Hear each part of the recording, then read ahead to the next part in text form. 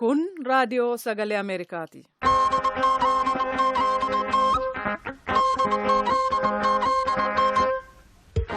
Raadiyoon sagalee Ameerikaa wixataa qabee hamma jimaataatti galgala keessaa sa'a 2:00 hanga sa'a 3:00 meetir baandii 19:25 fi 31 irratti Waashingtan DC irraa akka dabarsu sagantaa afaan Oromoo amma jalqaba.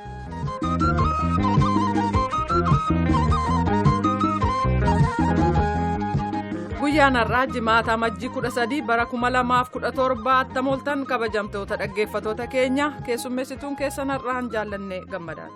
Bulchiinsi Obaamaa uggura Sudaan irra kaa'e hanga tokko kaasuu isaa beeksisee mataa oduu tattamooltan dhaggeeffatoota keenyaa kana dudubbisu antuu jubee horaati. Addunyaa irratti hojii dhabiinsi dabaluuf ka jiru ta'uu gabaasni haaraa ba'ee hubachiisee jira oduu keessatti dhiyaata. Gareen mirga dhala namaaf falmu Human Rights Watch gabaasaa haaraa baaseeraa maal jedha oduu boodatti deebina. Waggooti 8 pireezidaantii Ameerikaa ka ta'an Baraak Obaamaa ilaalchise gabaasaaf xiinxala siyaasaa qabnaa hanga xumura sagantaa keenyatti nu waliin turaa jenna. Amma bal'eensa oduudhaaf gara tujubeetti deebina. Bulchiinsi Obaamaa uggura maallaqaa Sudaan irra jiru hanga tokko kaasuuf ka jiru ta'uu aangawaan gameessi Yuunaayitid Isteetsi tokko kaleessa beeksisan. Waayit Haawus jimaata har'aa uggura kaasuu kana labsa jedhamee eegama. Tarkaanfiin kun kan fudhatamu mootummaan Sudaan shororkeessummaatti duulu walitti bu'iinsa xiqqeessuuf riphxee loltoota Sudaan kibbaa bakka dhorkachuuf uummata gargaarsa namoomaa barbaaduuf karaa waan saaqeef ta'uun beekamee jira.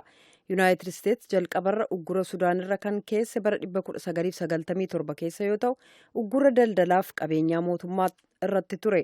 Kunis dhiittaa mirga namaaf yaaddoon shororkeessummaa immoo kabirooti. Hokkara Daarfur keessaarraan kan ka'e immoo bara 2006 Yuunaayitid Isteetsi uggura kabiroo Sudaan irra keesse. Ministeerri odeeffannoo Sudaan Ahmad Bilaal raadiyoo sagalee Ameerikaaf akka ibsanitti kaafamuu uggura kanaa simatanii biyyaaf uummata isaaniirra dhiibbaan ni geessisaa turellee ibsanii jiran. Aangawoonni Yuunaayitid Isteetsi uggurri kun kaafamuun Sudaan biyya shororkeessummaa keessummeessitu ta'uu keessaa kan isee hin baafne ta'uu ibsanii jiru. Pireezidaantiin Sudaan Omar Albashar yakka waraanaaf fixiinsa sanyiin himatamanii mana murtii akka qoratu ka sadarkaa addunyaan barbaadamaa jiru. Dinagdeen addunyaa haalli dalagaa wabii dhabuun dhiibbaa qabaachuusaa jaarmiyaan hojjettootaa sadarkaa addunyaa beeksisee jira. Jaarmiyaan kun hojii dhabiinsi waggaa kana miliyoona 200 fi miliyoona 1 darba jedhee ka tilmaamu ta'ullee beeksise. Lakkoobsi kun kan waggoota darban irraa miliyoona 3.4 dabale. Gabaasaa Liisaash Laayin jaallanne dhiyeessa.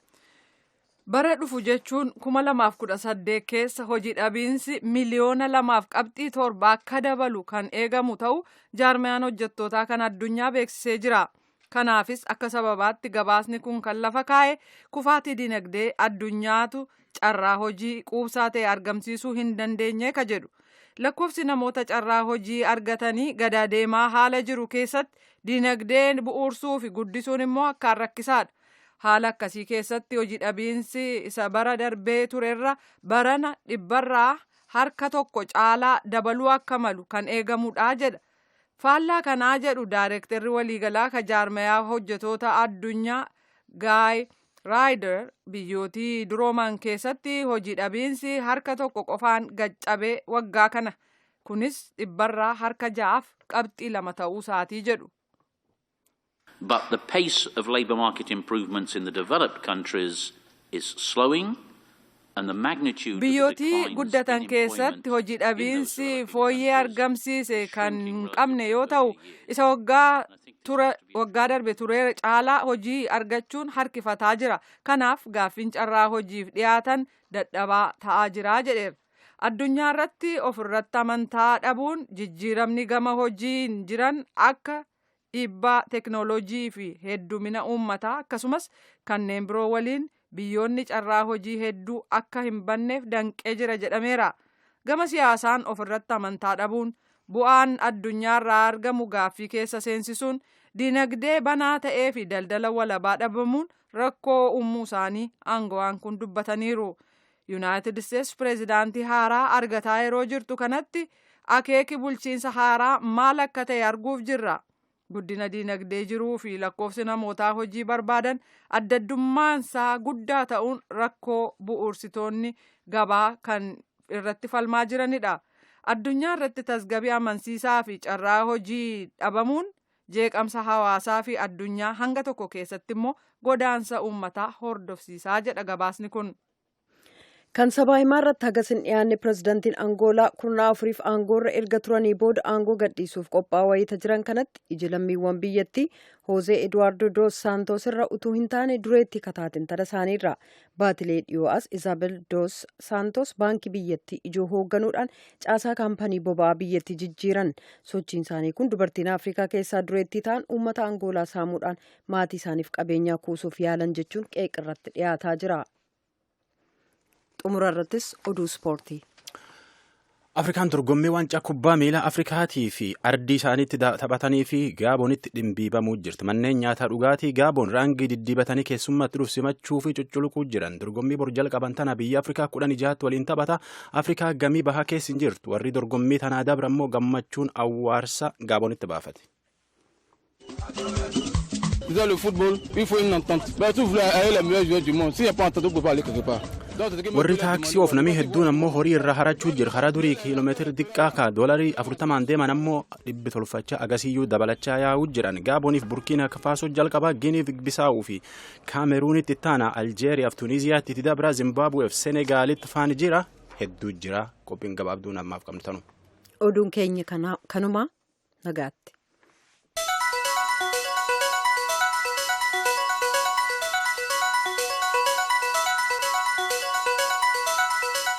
Kan dhaggeeffataa jirtan raadiyoo sagalee Ameerikaa sagantaa afaan Oromooti.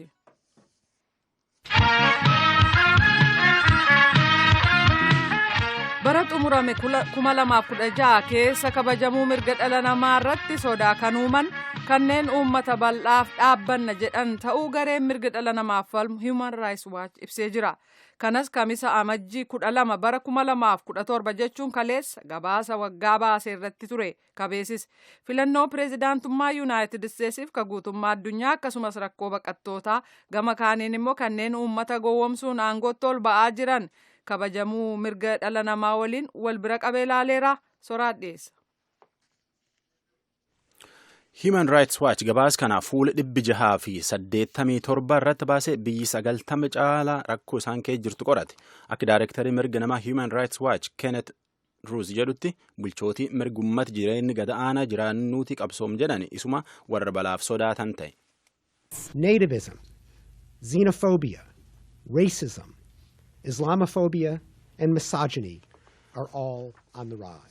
Waan akka akkaatiin sanyii jibbuutiin rakkinni gargaraatiin fakkeenyaaf ebeluu amantii tana keessa dhufe ebeluun sun ammoo amantii sun keessa dhufe naannoo tana dhufee fi jedhaniitiin maqaa akka akkaatiin nama jibban kun ammoo waan biyyi rakkisuu jiru keessa tokko jedha.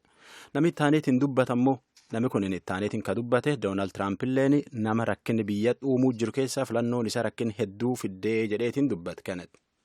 They're bringing drugs, they're bringing crime, they're rapists. Donald Trump's successful presidential campaign vividly illustrated this politics of intolerance. Nama jalqaba dubbate Donald Trump nama ammaantan pirezidaantii Ameerikaa ta'uuf deemuu jiru. Wanni inni jedhe nami biyyoormaatu dhufu kunin qorsa fidataa dubartii buufataa rakkinni gargaraa fida dhibatti biiteennatti fiduu jiraa jedhe. Kennet ammoo akkani jedha. Maqaa abbaa biyyummaatiin nama biyyoormaa jechuun akkan nama addaan baasanii dubbachuun waan rakkin fidu keessaa tokko jechuun dubbata akka jechuutitti loltoota lolaa miti lola jibba nagaa namirra xoofuun wal shakkisiisuun waan hedduu fiduu danda'a. Filannoon akkana tunin naannoo hedduu keessa mul'atti jedhe tun ammoo abbootii siyaasaatii fi karaa guddaa banuu dandeetti. Leading the charge have been Marine Le Pen in France and Geert Wilders in the Netherlands. But there are echoes of this intolerance. Rakkinni akkana kun fakkeenyaaf Neezerlaand keessa siyaasa Neezerlaand keessa jechuu akka Hangaarii fa keessa Jarmanii keessa Giriis keessa waan hedduu uumuu jira. Great Britain illee gaafa citteetiin waldaa Awurooppaa keessa baate rakkinni akkana keessa akka seenuu dandeettu mirkana akka jecha Druutitti. Larry Sabato University Virginiaatti damee siyaasaa irraa akkana jedhee Skype'n dubbate. It ought to concern anyone who cares about small d democracy because often what happens in the United States. Akkana jedha tunini warra dimokiraasii didiqqaa qabu cufaafuyyuu yaaddoo tokko maal jennaani wanni Ameerikaa fi Great Britain fi biyya dhibiilleetti dhufe biyya ittaantulleetti dhufuu dandeettiif jedha. Ruut bulchoota akka Raashiyaa, Tarkii, Philippines, Masrii, Chaayinaa faalleen warra seerii dhiiseetiin humnaan biyyi isaanii bulchuu jiru keessa tokko jedha.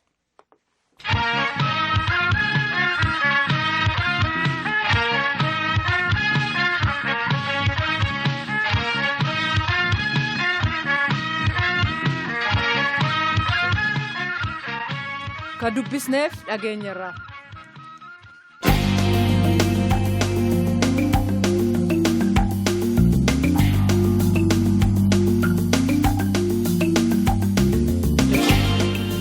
Barri bulchiinsi pireezidaanti Baaraak Obaamaa xumurachuutti yeroo dhiyaate kanatti Waayit Haawusii gadhiisanii deemuuf Obaamaaf maatiin qophiitti jiru.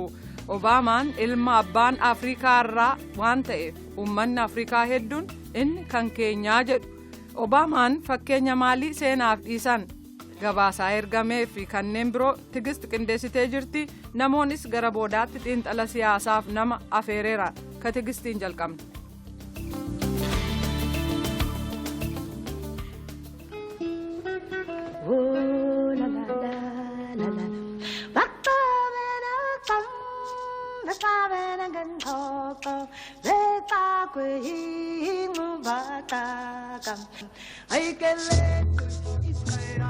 Gaafa san waggaa 80 gaafa Baaraak Obaamaan ilmi Baaraak Huseen Obaamaa Senior pireezidaantii Ameerikaa ta'ee filame san qalbiin ijoollee ardii Afrikaa faarumaan onnatte.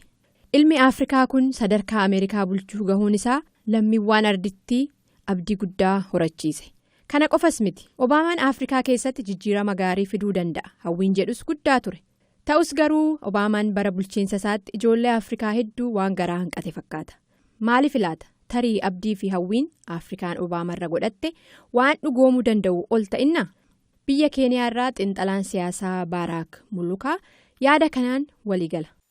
If we in Africa were looking up to him to come with a magic wand to solve our problems, then I think our expectations were misplaced. He was not the... Rakkina Afrikaa raajii adda ta'een homaa tokko nuuhii ka jennee yaadneerra yoo ta'e waan hin taane hawwinee jechaadha. Obaamaan pireezidantii Afrikaa miti kan United States malee. Han isa filesi uummata Ameerikaati. Imaammanni inni biyyoota alaatiif qabus dura dursoo faayidaa uummata Ameerikaa irratti xiyyeeffata. Obaamaan akka pireezidaantii United Statesitti yeroo 4 gara ardii Afrikaa imala godhe. Biyyoota Afrikaa 6 daawwateera. Mootummoota biyyoota Afrikaa dhimmoota adda addaa irratti gaafii cimaa gaafateera. Dhiibba gochuus yaaleera.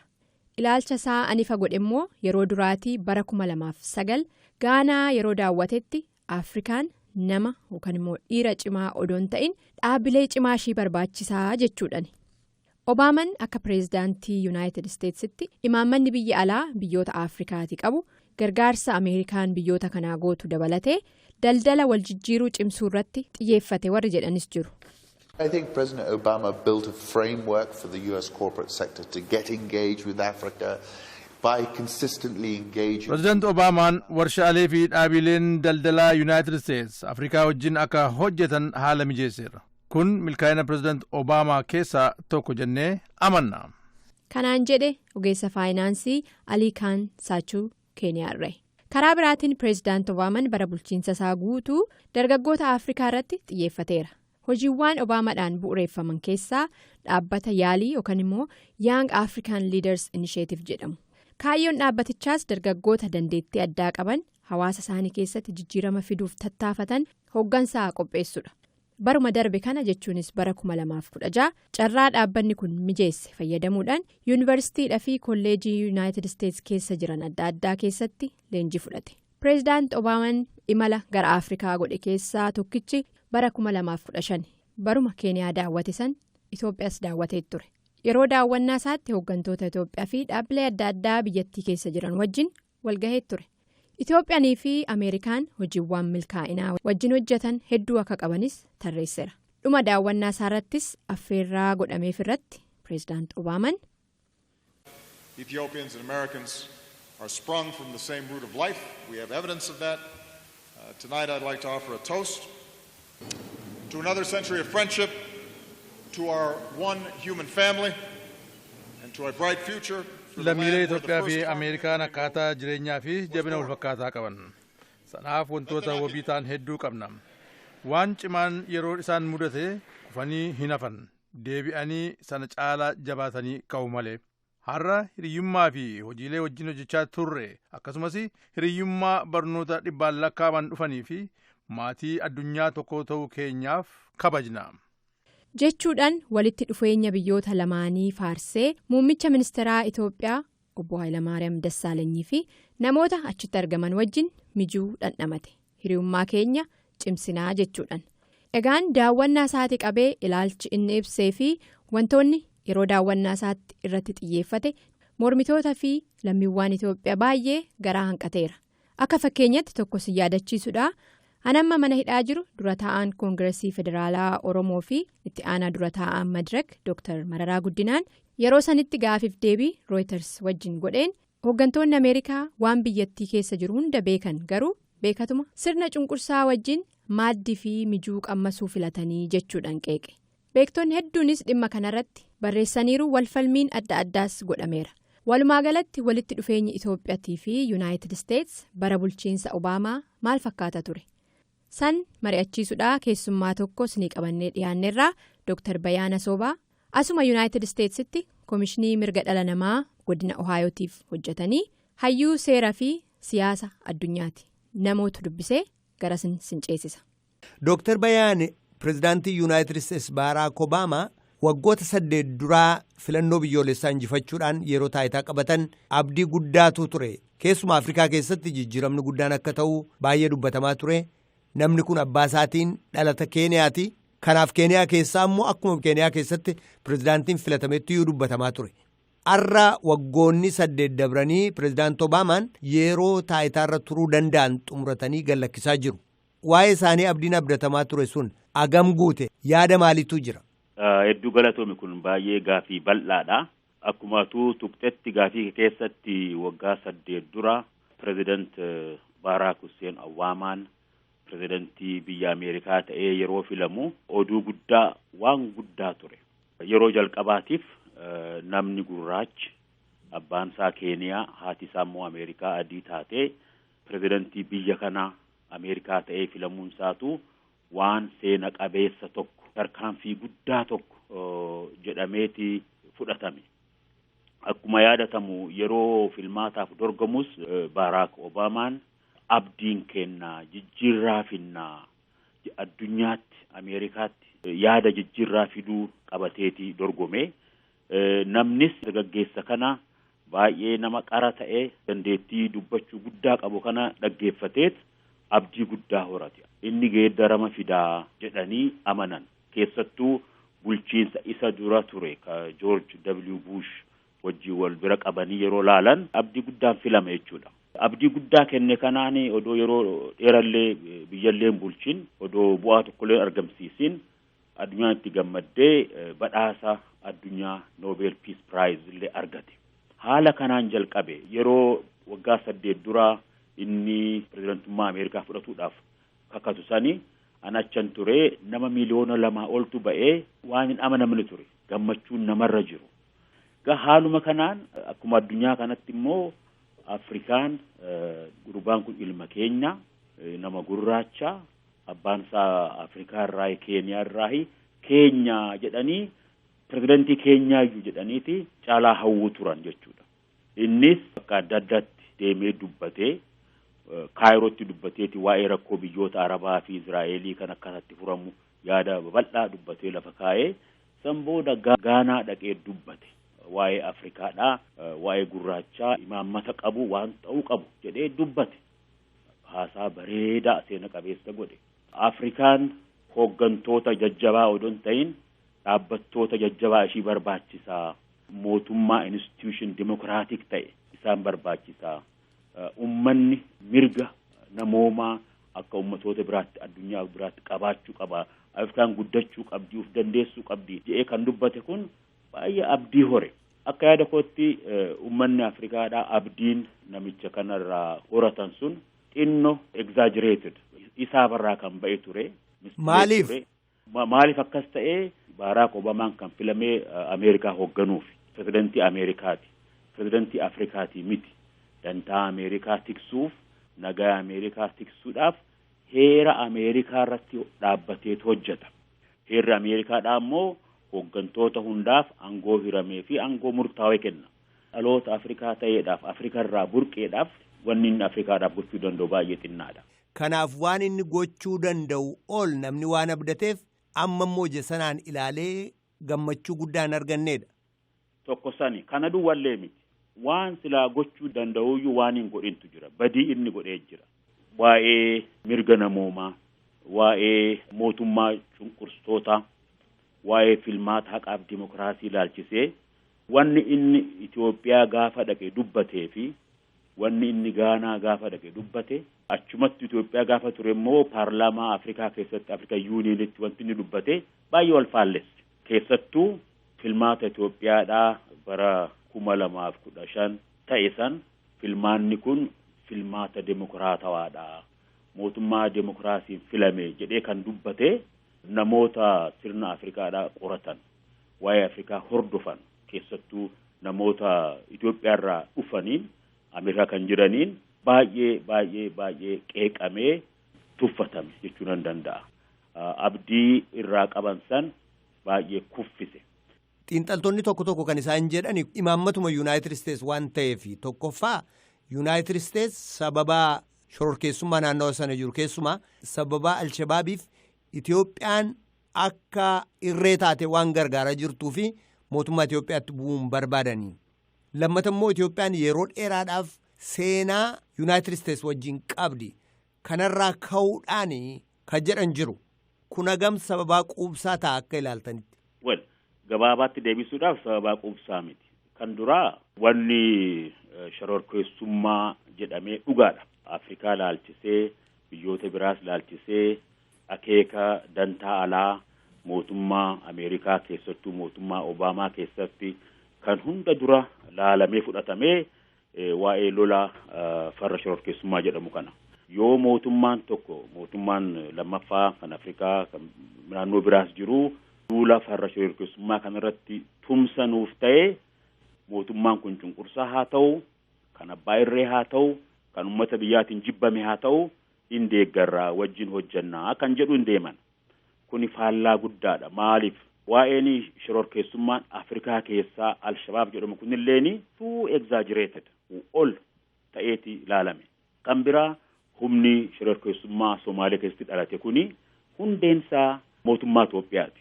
Yeroo Somaaleen mootummaa Islaamik koorti jedhamu ijaarattee nagaan uf jaaruu uf bulchuu jalqabdetti odoo biyyoota biraa hin tuqin kuni diina mootummaa Itoophiyaati. Warra shororkeessummaatti deeggara hundee ta'a jedhanii odeeffata dogoggorsiisaa raazar mootummaan Itoophiyaa mootummaan Mallasaa Zeenaawii kennee fudhatanii farda sayyaabbatanii gamas duulan jechuudha. Maaliif wanni sun dogoggora jedhee furu ejjennoo mootummaan Ameerikaa fudhate sun Alshabaab dhabamsiisuu hin dandeenye, nagaa Somaaliyaa keessatti fiduu hin dandeenye, raazar mootummaa Somaaliyaatiif caalaa diige tarkaanfii dogoggoraati. Nagaa achitti fiduudhaaf shororkeessummaas akka Somaaliyaa keessatti gadi hin dhaabbanne gochuudhaaf kan sila Ameerikaallee gargaaru humna Somaaliyaa keessaa madde. Humna alaa akka Itoophiyaadhaa ergatan fidanii yeroo Somaaliyaatti bobbaasanii ibidda qabatetti beenziila itti dabalan jechuudha. Waanuma barbaadan sanuu argachuu dhabuu duwwaa odoo hin ta'in dhiitamiinsa mirgoota namoomaatiif karaa bal'aa banaan mootummaan Itoophiyaa duula farra shororkeessummaa kanatti hagooggatteet ummata biyyaa hacuucuu, dhiituu, saamuu, warri aangoorra jiru immoo aangoodhaan soorumutti seenan. Kana hunda hoggaa laalte poolisiin, imaammanni, akeekni, bulchiinsi Baaraak Obaamaa Afrikaa keessattuu gaanfa Afrikaa irratti baafatee kan kasaaree kawaa tokko hin mul'isinii jedhanii dubbachuun hin danda'amaa jechuudha. Gaafa gara Itoophiyaa deeman sana Itoophiyaan biyya fakkeenya yookaan moodelii dimokiraasii taatu jedhanii dubbachuun isaanii maalirraa ka'aniitti jettanii yaaddu? Akkanatti fakkaatutti jecha sanatti isaanuun amanne dhugaa dubbachuudhaaf Baaraak Obaamaan faan san dubbatan isa dura dubartiin dhaqxe Windi Sharmaan akkas jettee dubbatte isaanuu ittiin amanan. Maaliif naan jedhe gaafa mootummaan Itoophiyaa paartiin biyya kana bulchu TPLF, EPRDF dhibbarraa dhibbatti filmaata moone jedhan Susan Rice 100% mo'an gaafa jettu kolfa ishee qabachuu hin dandeenye. Filmaata dhibbarraa dhibbatti moo'e gareen tokko hoggaa jedhu baay'ee nama kofalchiisa. Dhugaa miti jechuudha. Akkas taanaan maaliif kana dubbatu? Atuu reefu jettee jirta. Warri mootummaa Itoophiyaa kuni Ameerikaadhaan isin gargaaruudhaaf nagaa keessaniif dhaabbachuudhaaf isiniif ergamuudhaaf shororkeessummaa isiniifis diina ta'e kana nuufis diina ta'e kana loluudhaaf deeggarsa keessan barbaanna. Biyya Itoophiyaa keessatti sabatiinsi hin jiru. Ummanni mootummaa kanarraa abdii dhabee jira. Dimokiraasiwaadhaa mootummaan kun dimokiraasii dagaagaa jira. Dimokiraasiwaan filame yoo nuuf jettan sabatiinsa arganna. Legitimeesii arganna jedhanii kadhatanii kana jedhan natti fakkaata. Maalifi sila akkas ta'ee guyyaa itti aanu Afrikaa Yuuniyeen dhaqee gaafii akkasii hin godhu. Gara biraa kunis kan kana dhugoomsu maali? Warri Itoophiyaa bulchu hamma ammaatti keessattuu mootummaan TPLF ammaa kuni legitimeesii alarraa argatuun boona malee fudhatamiinsa ummataatiif iddoon kennu. Ummatani binna ja'an san hidhanii ajjeesanii dararanii bulchinatti amanan malee sagalee ummata kanaa dhaggeeffannee mirga ummata kanaa kabajnee bulchinaa ka jedhu TPLF yaadu. Ameerikaanis shariika argannaa tumsa argannaa jedhaniiti of gowwoomsan natti fakkaata akka yaada kootti. Dooktar Bayaan mee gara biyyoota kaaniitti dabarru fakkeenyaaf Keeniyaan iddoo dhalata abbaa isaaniiti Baraak Obaamaadhaa fi Gaanaa keessatti immoo yeroo jalqaba haasaa godhanii hedduu waan nama abdachiisudha dubbatanii waa'ee Afrikaan namoota jajjabootu hin ta'in dhaabota jajjaboo ishee barbaachisa jedhanii dubbatanii turanii kun dhugumatti mul'ata guddaadha ammamitti milkaa'an. Waliigalatti Pireezidant Obaamaan waggaa 8 keessatti Afrikaadhaaf kana godhe geeddaramiinsa Afrikaa keessatti ta'uu maluuf kana gumaachee jedhamee seenaa keessatti chaaptara tokkollee barreeffamatti hin fakkaatu hin jiru waan ta'eef jecha. Gaaffiif deebii kana wiixata xumurraa Dooktar Bayaanaa Soobaa hedduu galateeffanna.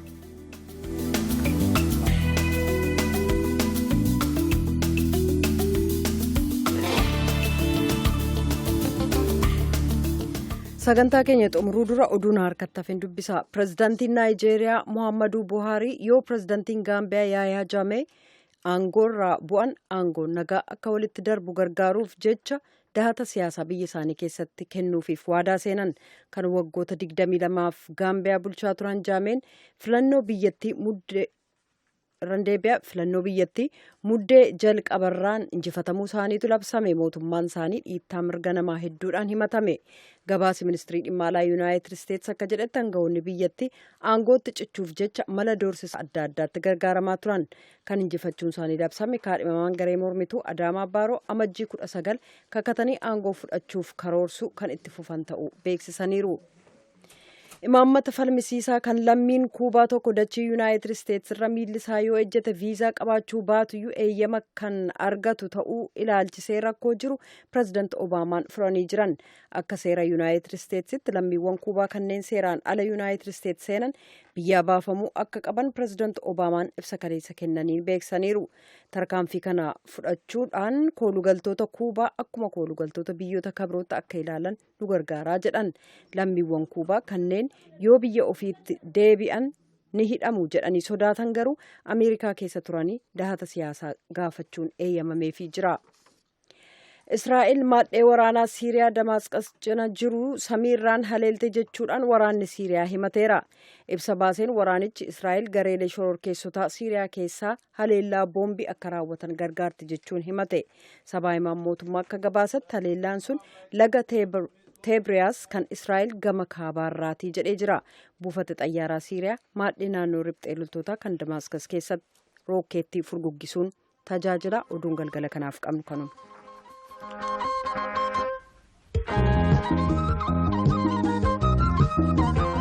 raadiyoon sagalee ameerikaa galgala keessaa sa'a 2:00 hanga sa'a 3 meetir baandii 19 yookaan kiiloo herzii 15,700 meetir baandii 25 yookaan kiiloo herzii 11,900 11,965 12,110 12,140 irratti akkasumas meetir baandii 31 yookaan kiiloo herzii 9,485 9,755 irratti wiixataa hanga jimaataatti qophii afaan oromootiin dabarsu asirratti raawwata. Gama keenyaan wiixata walitti deebina. Boqonnaa gaarii nagaatti bulaa. Amma sagantaa afaan Amaaraatu itti fufa.